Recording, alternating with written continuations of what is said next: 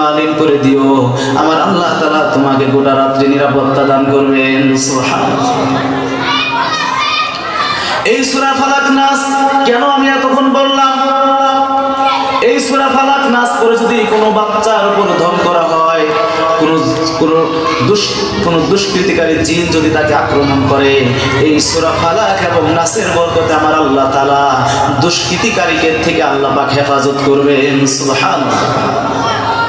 কেউ যদি আয়াতুল কুরসি ফরজ নামাজের পরে পাঠ করে, হাদিস শরীফের মধ্যে আসছেন আল মাউতু জিসরুন নিউসিলান হাবিব ইলাল হাবিব, তো তার সামনে শুধুমাত্র একটা ফ্লাইওভার বাঁধা থাকবে, সেই মৃত্যু নামক ফ্লাইওভার, সে মরণ হবে আর সোজা জান্নাতে চলে যাবে।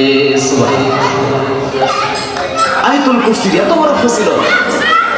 এবং কি ওই শয়তান যখন আবু হুরায়রার হাতে ধরা খেয়েছিল, আল্লাহর নবীর সাহাবী আবু হুরায়রার হাতে যখন শয়তান ধরা খেয়েছিল, তখন বলেছিল, শুনে রাখো, শুনে রেখো, তুমি আমাকে ছেড়ে দাও, এমন একটা আমলের কথা আমি তোমাকে বলবো, ওই আমল যদি তুমি করো শয়তান তোমাকে স্পর্শ করতে পারবে না।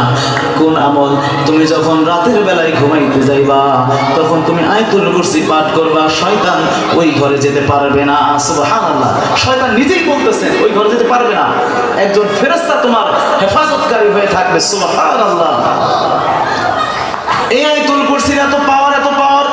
অন্য হাদিসের মধ্যে আসছে, কেউ যদি ফরজ নামাজের পরে আয়াতুল কুরসি পাঠ করে, অন্য ফরজ ওয়াক্ত আসার আগ পর্যন্ত যত সময়, সে আমার আল্লাহ পাকের হেফাজতের মধ্যে থাকবে। সুবহানাল্লাহ। কেউ যদি আল্লাহুম্মা আজরিনি মিনান নার, আল্লাহুম্মা আজরিনি মিনান নার, আল্লাহুম্মা আজরিনি মিনান নার 7 বার পরে, প্রত্যেক ফরজ নামাজের পরে কিংবা সকালবেলা পরে, ফরজ নামাজের পরে, ওই দিন যদি ইন্তেকাল করে, আমার আল্লাহ তাকে শাহাদাতের মাকাম দান করেন। ওই দিন যদি সন্ধ্যায় পরে, রাতের মধ্যে ইন্তেকাল করে, আমার আল্লাহ তাকে শাহাদাতের মরণ দান করেন। সুবহানাল্লাহ। এই ছোট্ট আমলটা করতে পারবো না ইনশাআল্লাহ? আমার মুসলমান বন্ধুগণ, এখন আমরা সেই জান্নাতের দিকে যাই, যেই জান্নাতের কথা কোরআনে কারীমের মধ্যে সূরা বাকারার 25 নম্বর আয়াতের মধ্যে আল্লাহ তাআলা বলেছেন, ওয়াবাশশিরিল লাযীনা আমানু ওয়া আমিলুস সলিহাতি আন্না লাহুম জান্নাতিন তাজরি মিন তাহতিহাল আনহার।